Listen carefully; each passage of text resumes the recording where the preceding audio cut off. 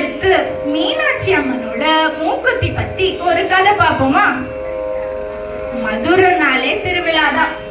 அதுலயும் சித்திர திருவிழால மீனாட்சி அம்மன் திருக்கல்யாணமும் அழகர் ஆத்துல இறங்குறதும் ரொம்ப விமர்சையா நடக்கும்.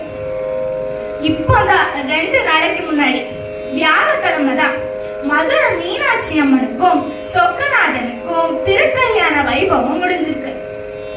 இந்த சமயத்துல இந்த கதை கேட்கறது உங்களுக்கு இனிமையா இருக்கும்னு நினைக்கிறேன். மதுரையில மீனாட்சி அம்மனோட கோயில்ல மடப்பள்ளியில வேலை பார்க்கிற ஒருத்தரோட பேரு ஸ்ரீனிவாசன். அவரு மீனாட்சி அம்மனோட ரொம்ப தீவிர பக்தர். ஒரு நாள் அவருக்கு ரொம்ப களைப்பா இருக்கு. என்ன பண்றாரு? மீனாட்சி அம்மன் கிட்ட போய், அம்மா, தாயே மீனாட்சி, எனக்கு இன்னைக்கு ரொம்ப களைப்பா இருக்கு. நான் இப்படி கொஞ்சம் தூங்குறேன், கொஞ்ச நேரத்துல என்னை எழுப்பி விட்டுருமா அப்படின்னு சொல்லிட்டு கொஞ்ச நேரத்துல மடப்பள்ளியோட கதவை உள்பக்கமா தாளிட்டு அவர் போய் தூங்கிடுறாரு. திடீர்னு கதவு தட்டுற சத்தம் கேக்குது. முழிச்சு கதவை திறக்கிறாரு. அரசவையில இருந்து வந்த காவலாளிகள், என்னையா ஸ்ரீனிவாசரே, பிரசாதம் தயாரா அப்படின்னு கேட்க, ஸ்ரீனிவாசரோ திருன்னு முழிச்சுக்கிட்டு மனசுக்குள்ளேயே, அம்மா, தாயே மீனாட்சி, என்னைய கைவிட்டுட்டியே அப்படின்னு நினைக்கிறாரு. ஆனா அரசவை காவலாளிகளோ ஸ்ரீனிவாசரை தள்ளுங்க அப்படின்னு சொல்லிட்டு மடப்பள்ளைய உள்ள போய் பார்க்கும்போது அங்கேயோ சக்கரை பொங்கல், புளியோதரை, தயிர் சாதம் அப்படின்னு பல வகையான பிரசாதங்கள் தயார் நிலையில இருக்கு. இத பார்த்து திகச்சு போய் நிக்கிறாரு ஸ்ரீனிவாசர். பிரசாதங்கள்லாம் அம்பாள் கிட்ட போய் அம்பாளுக்கு நெய்வேத்தியம் பண்ணதுக்கு அப்புறம் திரைய விலக்கி பார்க்கும்போது அம்பாலோட மாணிக்க மூக்குத்திய காணோம். அங்க உள்ள எல்லாரும் திகச்சு போய் நிக்கிறாங்க. அப்போ அம்பாலோட அசரீரி ஒளி கேக்குது. யாரும் திகச்செல்லாம் போக வேண்டாம்.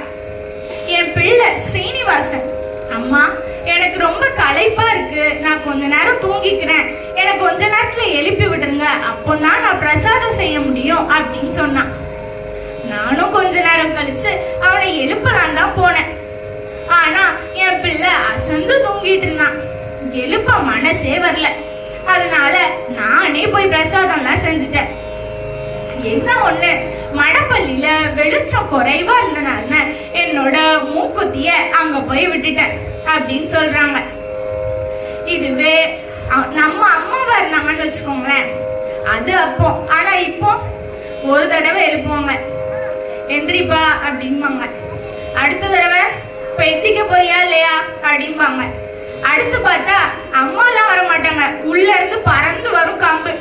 எந்திக்கலன்னா சோழி முடிச்சுது, அப்படிதான் இருக்கும்.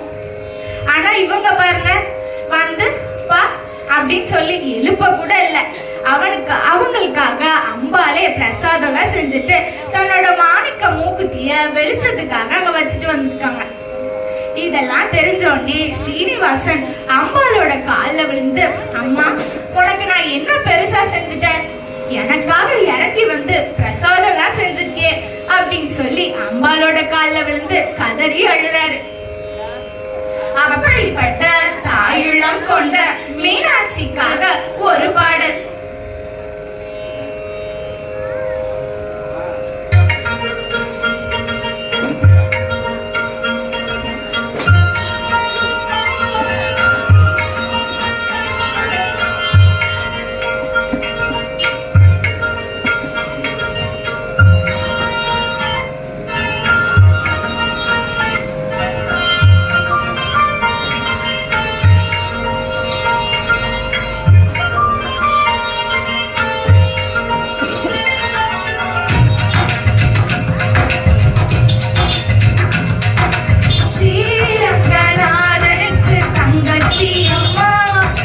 தங்கச்சி